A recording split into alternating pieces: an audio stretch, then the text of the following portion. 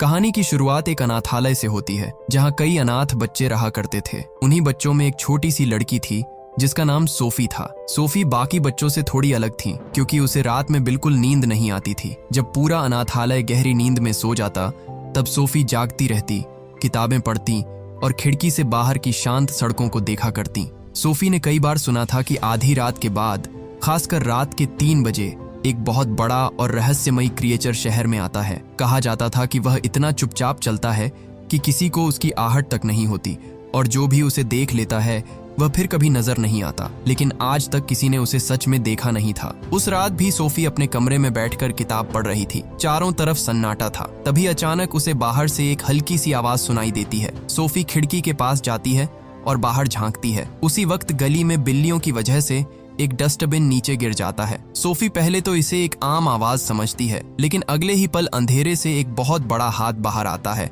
और उस डस्टबिन को सीधा कर देता है। ये देखकर सोफी की सांसें थम जाती हैं। वह समझ जाती है कि यह कोई आम इंसान नहीं बल्कि वही रहस्यमयी दैत्य है जिसके बारे में वह अब तक सिर्फ कहानियां सुनती आई थी। डर के मारे सोफी कोई आवाज नहीं करती, लेकिन तभी उस दैत्य की नजर सीधे सोफी पर पड़ जाती है। सोफी घबराकर तुरंत वापस अपने बिस्तर में भागती है और कंबल के अंदर छिप जाती है। उसे लगता है कि शायद अब वह बच जाएगी, लेकिन अगले ही पल खिड़की के बाहर वही विशाल दैत्य दिखाई देता है। वह अपना बड़ा सा हाथ अंदर डालता है और सोफी को उसके कंबल समेत उठाकर वहां से ले जाता है। अब दैत्य बड़ी सावधानी से शहर की गलियों से गुजरता है। वह हर कदम बहुत संभल कर रखता है ताकि कोई इंसान उसे देख न सके, और देखते ही देखते सोफी को लेकर इंसानों की दुनिया से बहुत दूर निकल जाता है। दैत्य देश, यही वह जगह थी जहां इंसानों से कई गुना बड़े दैत्य रहते थे। दैत्य सोफी को अपनी गुफा जैसे घर में लेकर आता है। वहां पहुंचकर वह सोफी को एक ऊंची जगह पर रख देता है ताकि वह आसानी से भाग न सके।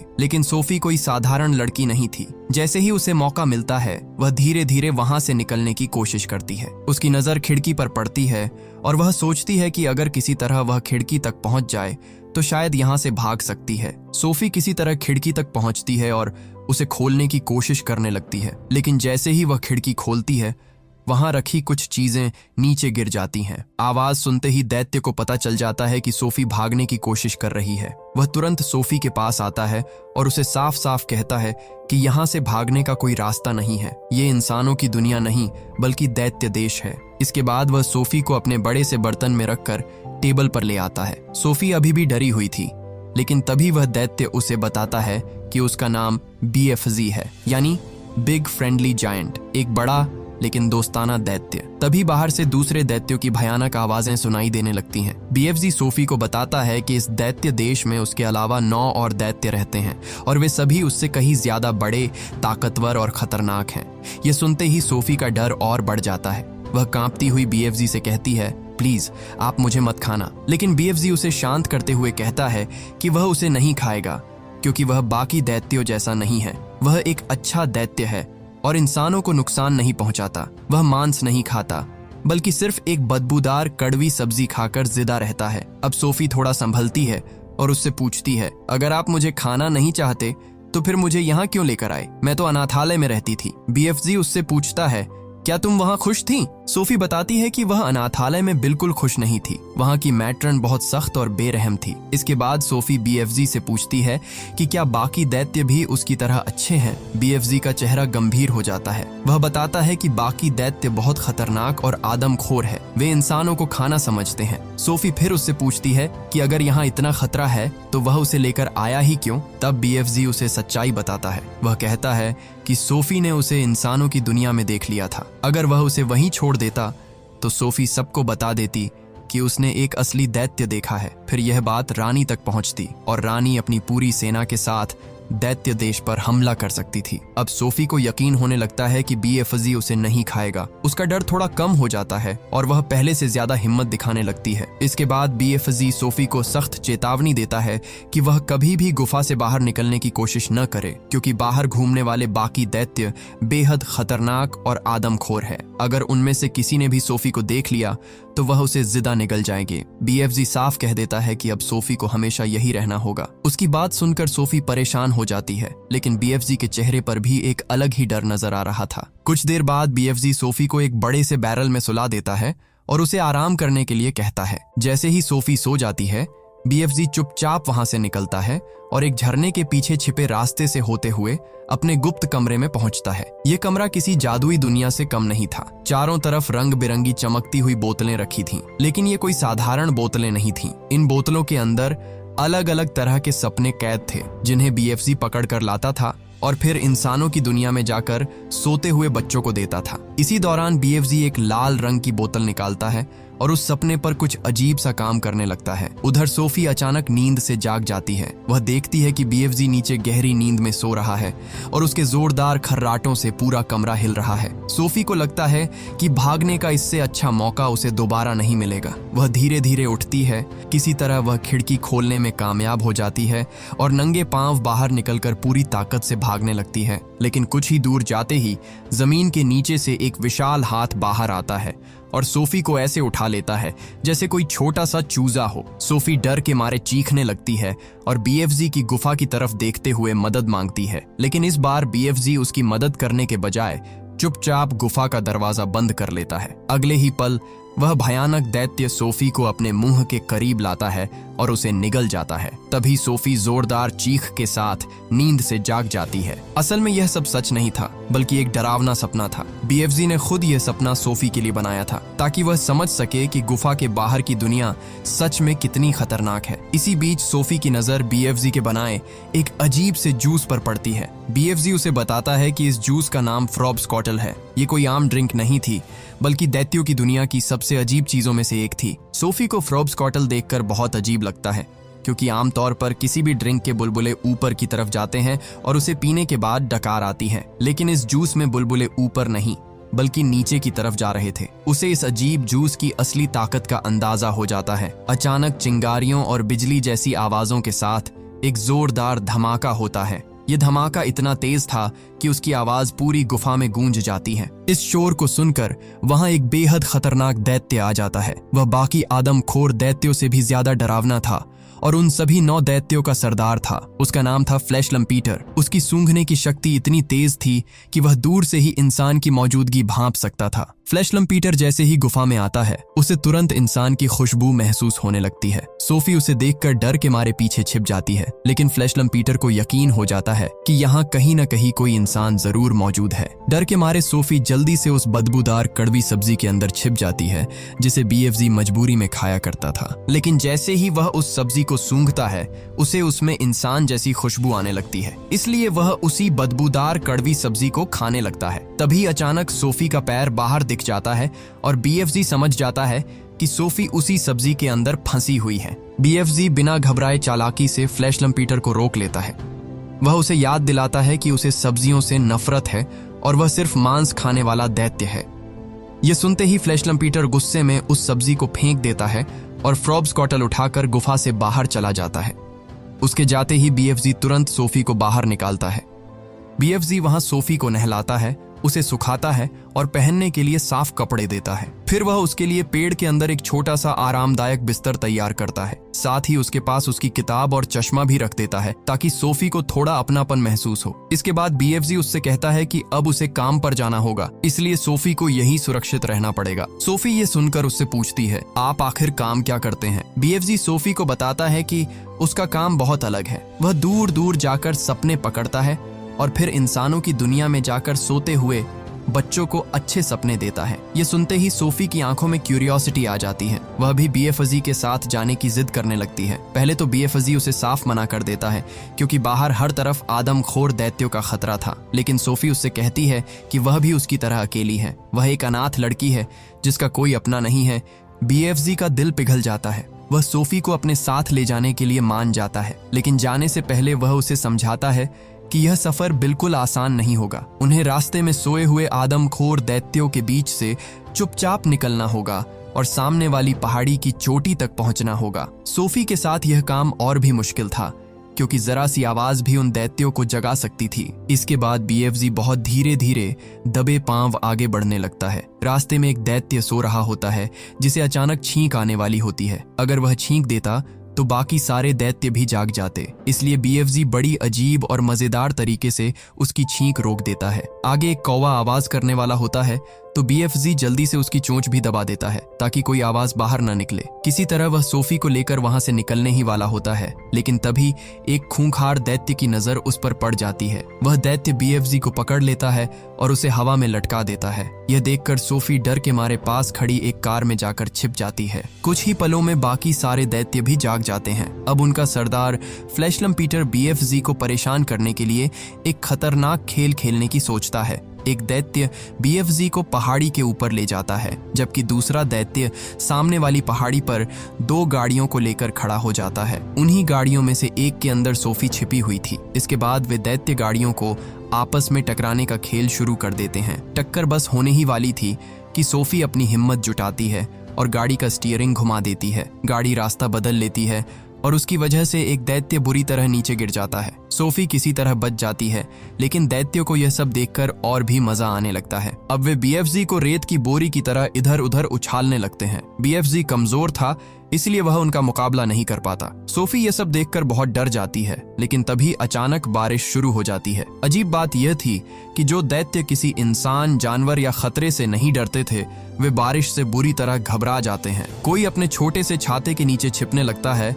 तो कोई पेड़ उखाड़कर उसे अपने ऊपर ढाल की तरह इस्तेमाल करने लगता है। कुछ ही देर में सारे दैत्य बारिश से बचने के लिए वहां से भाग खड़े होते हैं, लेकिन BFZ बारिश से बिल्कुल नहीं डरता था। उसके लिए यही मौका था। वह तुरंत इस मौके का फायदा उठाता है और जल्दी से सोफी को वहां से सुरक्षित बाहर निकाल लेता है। लेकिन इसी बीच एक बड़ी गलती हो चुकी थी। सोफी का कंबल वहीं छूट गया था। बाद में जब दैत्य उस कंबल को सूंघते हैं तो उन्हें समझ आ जाता है कि यह किसी इंसान का है, यानी अब सोफी का राज ज्यादा देर तक छिपने वाला नहीं था। दूसरी तरफ सोफी BFZ से कहती है कि आपको उन दैत्यों को अपने साथ ऐसा बर्ताव नहीं करने देना चाहिए था, लेकिन BFZ उदास होकर बताता है कि वह यहाँ 9 आदमखोर दैत्यों के बीच अकेला रहता है। वे दैत्य इंसानों की खुशियां छीनते हैं, उनके बच्चों को खा जाते हैं और वह चाह कर भी उन्हें रोक नहीं पाता।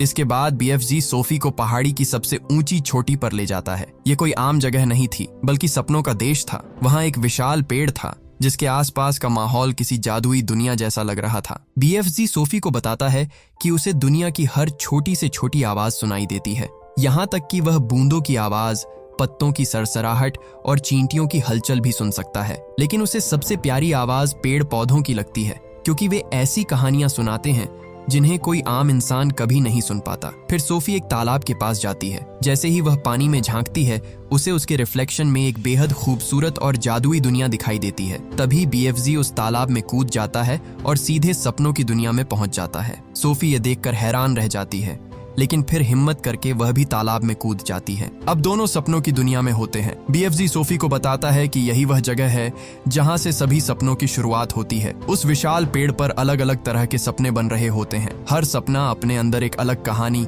अलग एहसास और अलग आवाज लिए होता है। BFZ बताता है कि ये सपने उससे बातें करते हैं। वे उसे बताते हैं कि वे अच्छे सपने हैं या बुरे, किस बच्चे के लिए बने हैं और उनमें कौन सी भावना छिपी है। इसके बाद BFZ एक सपना पकड़ने की कोशिश करता है। सोफी उसे बताती है कि सपना किस तरफ जा रहा है, लेकिन वह सपना BFZ के पास आने के बजाय सीधे सोफी के पास चला जाता है। BFZ उसे पकड़ लेता है और फिर प्यार से सोफी को देता है। वह बताता है कि यह एक बहुत ही मुलायम और खूबसूरत सपना है। फिर वह उसे सावधानी से एक बोतल में बंद कर देता है। इसके बाद BFZ सोफी से कहता है कि वह भी कुछ सपने पकड़ कर देखे। सोफी उत्साह में उन चमकते हुए सपनों के पीछे भागने लगती है और धीरे धीरे BFZ से काफी दूर चली जाती है। तभी वहां एक अंधेरा और डरावना सपना आता है। सोफी को उसके बारे में पता नहीं होता, इसलिए वह गलती से उसी बुरे सपने को पकड़ लेती है। BFZ तुरंत उसके पास आता है और घबराकर कहता है कि यह कोई अच्छा सपना नहीं, बल्कि एक बेहद खतरनाक बुरा सपना है।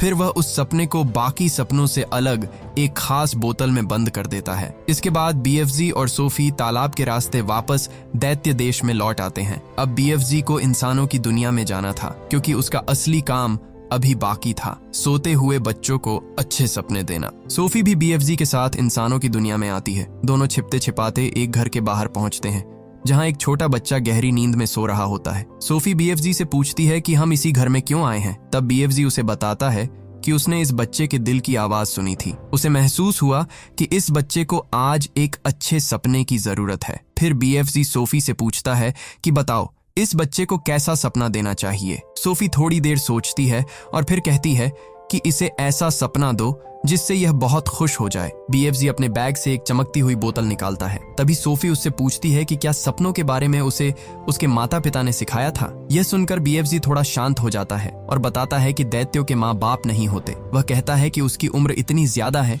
जितनी शायद इस धरती की उम्र हो। इसके बाद बीएफजी अपने लंबे ट्रम्पेट की मदद से वह सपना धीरे से उस बच्चे के कमरे में फूंक देता है। सपना बच्चे के अंदर चला जाता है और कुछ ही पलों में उसके चेहरे पर मुस्कान आ जाती है। बच्चा नींद में ही खुशी से मुस्कुराने लगता है। ये देखकर सोफी भी बहुत खुश हो जाती है क्योंकि पहली बार उसने देखा था कि बीएफजी का काम कितना खूबसूरत है। इसके बाद दोनों वापस दैत्य देश की तरफ लौटने लगते हैं, लेकिन रास्ते में उन्हें बाकी आदमखोर दैत्य दिखाई देते हैं। वे इंसानों की दुनिया में बच्चों का शिकार करने निकले थे। उन्हें देखकर बीएफजी तुरंत छिप जाता है क्योंकि वह जानता था कि वह अकेले उन सबको रोक नहीं सकता। इसी दौरान सोफी को याद आता है कि उसका कंबल उसके पास नहीं है। वह बीएफजी से कहती है कि उसका कंबल कहीं खो गया है। बीएफजी अपनी जेबें चेक करता है लेकिन कंबल उसके पास भी नहीं होता। तब सोफी कहती है कि शायद वह कंबल दैत्य देश में ही छूट गया होगा। यह सुनते ही बीएफजी परेशान हो जाता है क्योंकि अगर बाकी दैत्यों को वह कंबल मिल गया तो वे उसकी खुशबू से समझ जाएंगे कि दैत्य देश में कोई इंसान आया था, और अगर उन्हें सोफी के बारे में पता चल गया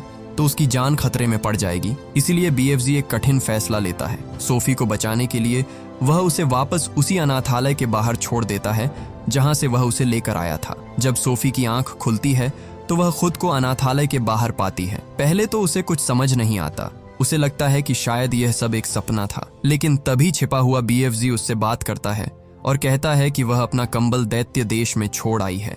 अब बाकी दैत्यों को उसके बारे में पता चल सकता है, इसलिए उसका बीएफजी के साथ रहना सुरक्षित नहीं है। सोफी उसे रोकने की कोशिश करती है। वह कहती है कि उसे कुछ नहीं होगा क्योंकि अब वे दोनों अच्छे दोस्त बन चुके हैं। सोफी बीएफजी से दूर नहीं जाना चाहती थी। तभी बीएफजी उसे अपने अतीत की एक दर्दनाक बात बताता है। वह कहता है कि बहुत पहले सोफी की तरह उसका एक और इंसानी दोस्त था। उसे किताबें पढ़ना बहुत पसंद था और उसी ने बीएफजी को पढ़ना सिखाया था।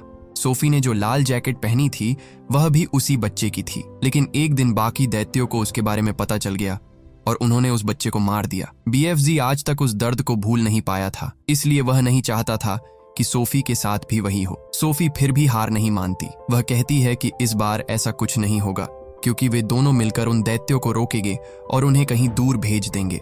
लेकिन बीएफजी उसकी बात नहीं मानता। वह अपना बैग उठाता है और वहां से जाने लगता है। सोफी उसे रोकने की बहुत कोशिश करती है, लेकिन बीएफजी पीछे मुड़कर नहीं देखता। सोफी उदास होकर वापस अनाथालय में चली जाती है। वह अपने कमरे में जाकर बिस्तर पर लेटती है, लेकिन उसके दिमाग में बार बार बीएफजी की ही बातें घूम रही थीं। तभी उसे बीएफजी की एक बात याद आती है कि वह दिल की आवाज भी सुन सकता है। सोफी को यकीन हो जाता है कि बीएफजी अभी भी कहीं आसपास ही है और उसकी आवाज सुन सकता है। इसी भरोसे के साथ वह खिड़की के पास जाती है और बिना डरे नीचे छलांग लगा देती है। बीएफजी उसे गिरने से पहले ही अपने हाथों में पकड़ लेता है। अब बीएफजी को भी समझ आ जाता है कि सोफी कोई आम बच्ची नहीं है। वह सच में बहादुर है और किसी खतरे से डरने वाली नहीं। इसके बाद बीएफजी सोफी को अपने साथ वापस दैत्य देश ले जाता है। वहां दोनों मिलकर सोचने लगते हैं कि आखिर उन आदमखोर दैत्यों को कैसे रोका जाए। लेकिन तभी बाहर से दैत्यों के आने की आवाज सुनाई देती है। बीएफजी तुरंत सोफी को अपने घर के अंदर बने उसी पेड़ में छिपा देता है। कुछ ही देर में सारे दैत्य वहां पहुंच जाते हैं। बीएफजी उन्हें वहां से जाने के लिए कहता है, लेकिन तभी फ्लैशलम पीटर सोफी का कंबल दिखाता है और कहता है कि वे यहां से तभी जाएंगे जब उस इंसान को अपने साथ लेकर जाएंगे। अब सारे दैत्य उस कंबल को सूंघ सूंघ कर सोफी को ढूंढने लगते हैं। वे बीएफजी के घर का हर कोना उलट पुलट कर देते हैं। वहां रखा सामान तोड़ने लगते हैं और हर जगह इंसान की खुशबू खोजने लगते हैं। तभी दैत्यों का सरदार फ्लैशलम पीटर उसी पेड़ के पास पहुंच जाता है जहां सोफी छिपी हुई थी। सोफी बड़ी मुश्किल से खुद को बचाती है और पानी के रास्ते नीचे की तरफ निकल जाती है। नीचे जाकर वह पेड़ के अंदर बने एक छोटे से कमरे में पहुंचती है। यह कमरा बाकी जगहों से बिल्कुल अलग था। वहां कई इंसानी चीजें रखी हुई थीं, किताबें, कपड़े, छोटे छोटे सामान। सोफी समझ जाती है कि यह कमरा उसी बच्चे का था जो कभी बीएफजी का दोस्त हुआ करता था। वहीं उसे एक पेंटिंग भी मिलती है। उस पेंटिंग में उस बच्चे ने खुद को और बीएफजी को साथ बनाया था। उसमें बीएफजी का मतलब बिग फ्रेंडली जायंट लिखा था। अब सोफी को समझ आता है कि बीएफजी को यह नाम उसी बच्चे ने दिया था। यह देखकर उसे एहसास होता है कि बीएफजी और वह बच्चा सच में बहुत अच्छे दोस्त थे। लेकिन तभी एक दैत्य उस कमरे की तरफ आने लगता है। सोफी जल्दी से छिप जाती है। दूसरी तरफ बीएफजी भी समझ जाता है कि अब बात बहुत आगे बढ़ चुकी है। वह सोफी को बचाने के लिए हिम्मत दिखाता है और एक गर्म लोहे की रॉड से दैत्यों पर हमला कर देता है। बीएफजी पहली बार उन आदमखोर दैत्यों के सामने डटकर खड़ा होता है और एक एक करके उन्हें अपने घर से बाहर भगा देता है। दैत्यों के जाने के बाद सोफी की नजर कमरे में लगी इंग्लैंड की महारानी की तस्वीर पर पड़ती है। इसी तस्वीर को देखकर उसके दिमाग में एक बड़ा आइडिया आता है। वह तुरंत बीएफजी के पास जाती है और कहती है कि अगर वे अकेले इन दैत्यों को नहीं रोक सकते तो उन्हें महारानी की मदद लेनी होगी। इसके लिए सोफी बीएफजी से एक बहुत ही डरावना सपना बनाने को कहती है। वह समझाती है कि महारानी को ऐसा सपना दिखाना होगा जिसमें वे देखें कि सारे 9 आदमखोर दैत्य इंग्लैंड में आकर बच्चों को उठा रहे हैं और उन्हें खा रहे हैं। बीएफजी सोफी की बात समझ जाता है। वह उस सपने में सभी दैत्यों को डालता है, बच्चों के गायब होने का डर डालता है और साथ ही महारानी की सेना को भी उस सपने का हिस्सा बना देता है ताकि रानी को पूरा खतरा साफ साफ दिखाई दे। सोफी बीएफजी से कहती है कि इस सपने में सिर्फ दैत्य और सेना ही नहीं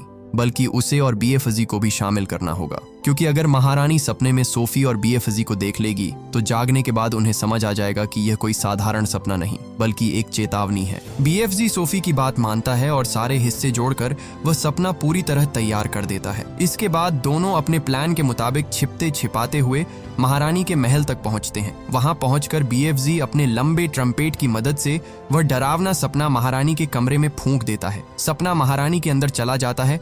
यह सपना इतना डरावना था कि महारानी की नींद टूट जाती है। तभी उनकी नौकरानी मेरी भी कमरे में आ जाती है। महारानी उसे बताती है कि उन्होंने बहुत भयानक सपना देखा है जिसमें बड़े बड़े मांस खाने वाले दैत्य बच्चों को उठा रहे थे। उसी समय मेरी अखबार देखती है और हैरान रह जाती है क्योंकि अखबारों में सच में बच्चों के गायब होने की खबरें छपी होती हैं। ये देखकर महारानी को समझ आने लगता है कि उनका सपना सिर्फ सपना नहीं था। फिर महारानी को याद आता है कि उन्होंने सपने में एक छोटी लड़की को अपनी खिड़की पर बैठे देखा था। वह मेरी से पर्दे खोलने को कहती है। जैसे ही मेरी पर्दे खोलती है उसके होश उड़ जाते हैं क्योंकि बाहर खिड़की पर सच में सोफी बैठी होती है। महारानी भी यह देखकर हैरान रह जाती है। फिर महारानी सोफी से पूछती है कि क्या उसे यहाँ कोई दैत्य लेकर आया है। सोफी उन्हें बताती है कि हाँ, लेकिन वह कोई बुरा दैत्य नहीं है। वह उसका सबसे अच्छा दोस्त है और उसी ने यह सपना बनाया था ताकि महारानी को खतरे के बारे में बताया जा सके। महारानी सोफी से पूछती है कि वह और उसका दोस्त यहाँ क्यों आए हैं। सोफी उन्हें याद दिलाती है कि जवाब उन्हें अपने सपने में मिल चुका है। तभी महारानी को पूरा प्लान याद आ जाता है। अब महारानी बीएफजी को बुलाने के लिए कहती है। इसके बाद सोफी बाहर खड़े बीएफजी को आवाज देती है। पहले तो बीएफजी बहुत डरता है क्योंकि इंसानों और सैनिकों के सामने आने का उसे कोई अनुभव नहीं था, लेकिन सोफी पर भरोसा करके वह हिम्मत जुटाता है और धीरे धीरे सामने आ जाता है। बीएफजी को देखते ही सैनिक घबरा जाते हैं और अपनी बंदूकें उसकी तरफ तान देते हैं। सोफी तुरंत महारानी को उनका वादा याद दिलाती है। तब महारानी सैनिकों को हथियार नीचे करने का आदेश देती है। सैनिक तुरंत अपनी बंदूकें नीचे कर लेते हैं। इसके बाद बीएफजी महारानी के पास आता है और बहुत सम्मान के साथ उनसे मिलता है। फिर महारानी तैयार होकर नीचे आती है जहां बीएफजी के लिए खास इंतजाम किया जाता है। उसे एक बहुत बड़ी टेबल पर बिठाया जाता है और तरह तरह का खाना परोसा जाता है। बीएफजी पहली बार इतना स्वादिष्ट खाना खाता है। इसी दौरान महारानी अपने जनरलों और अधिकारियों को भी बुला लेती है। वह उन्हें बताती है कि उन्होंने बीएफजी और सोफी से वादा किया है कि वे उन आदमखोर दैत्यों को रोकेगी।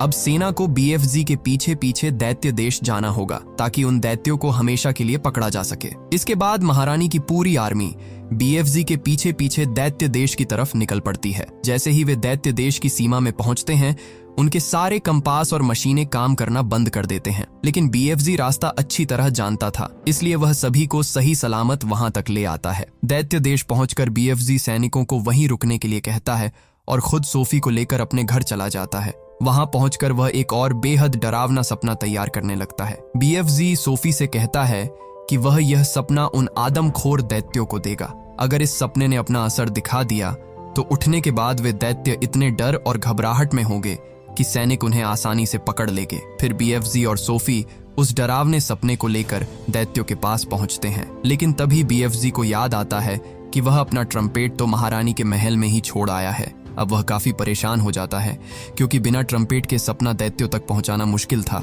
लेकिन सोफी हिम्मत नहीं हारती। वह उस सपने का जार लेकर खुद ही धीरे धीरे सोए हुए दैत्यों के पास जाने लगती है। बीएफजी उसे रोकने की कोशिश करता है, लेकिन तभी एक दैत्य की आंख खुलने लगती है। हालात बिगड़ते देख सोफी तुरंत जार तोड़ देती है। जार टूटते ही वह डरावना सपना आजाद हो जाता है और एक एक करके सभी दैत्यों के अंदर जाने लगता है। सपना अपना असर दिखाने लगता है। बाकी दैत्य नींद में ही डरने, घबराने और अजीब हरकतें करने लगते हैं। उन्हें ऐसा महसूस होने लगता है जैसे उनके अपने किए हुए पाप अब उनके सामने आ गए हों। लेकिन उनका सरदार फ्लैश लम्पीटर सबसे ताकतवर था। वह उस सपने को अपने अंदर घुसने से रोक देता है और उसे खत्म कर देता है, इसलिए उस पर सपने का कोई असर नहीं होता। जैसे ही उसे सोफी दिखाई देती है, वह गुस्से में उस पर हमला करने के लिए आगे बढ़ता है। तभी बीएफजी बीच में आकर सोफी को बचा लेता है। फ्लैश लम्पीटर अब बीएफजी पर भी हमला करने लगता है, लेकिन इसी समय महारानी की सेना अपना ऑपरेशन शुरू कर देती है। सैनिक दैत्यों पर जाल और हथियारों की मदद से हमला करते हैं और एक एक करके सभी आदमखोर दैत्यों को पकड़ने लगते हैं। कुछ ही देर में पूरी सेना मिलकर उन सभी खतरनाक दैत्यों को काबू में कर लेती है। फिर हेलीकॉप्टर की मदद से उन्हें दैत्य देश से बहुत दूर ले जाया जाता है और समुद्र के बीचों बीच एक सुनसान आइलैंड पर छोड़ दिया जाता है, ताकि वे कभी वापस आकर इंसानों को नुकसान न पहुंचा सके। उस आइलैंड पर खाने के लिए कुछ भी नहीं था, इसलिए महारानी वहां उसी बदबूदार कड़वी सब्जी के ढेर सारे बीज गिरवा देती है, जिसे बीएफजी मजबूरी में खाया करता था। अब उन आदमखोर दैत्यों के पास जिंदगी भर वही खराब सब्जी खाने के अलावा कोई रास्ता नहीं बचता। ये देखकर वे सभी रोने और चिल्लाने लगते हैं। इसके बाद सोफी की जिंदगी भी पूरी तरह बदल जाती है। महारानी की नौकरानी मेरी सोफी को गोद ले लेती है। अब सोफी को एक नया घर, नया परिवार और एक सुरक्षित जिंदगी मिल जाती है। वही बीएफजी वापस अपनी दुनिया में लौट जाता है, लेकिन सोफी और बीएफजी की दोस्ती कभी खत्म नहीं होती। जब भी सोफी को बीएफजी की याद आती, वह अपने दिल से उससे बातें करती, क्योंकि बीएफजी दुनिया की हर फुसफुसाहट सुन सकता था। और इसी तरह एक अकेली अनाथ लड़की और एक अकेले दैत्य की दोस्ती ने इंसानों की दुनिया को उन आदमखोर दैत्यों से हमेशा के लिए बचा लिया।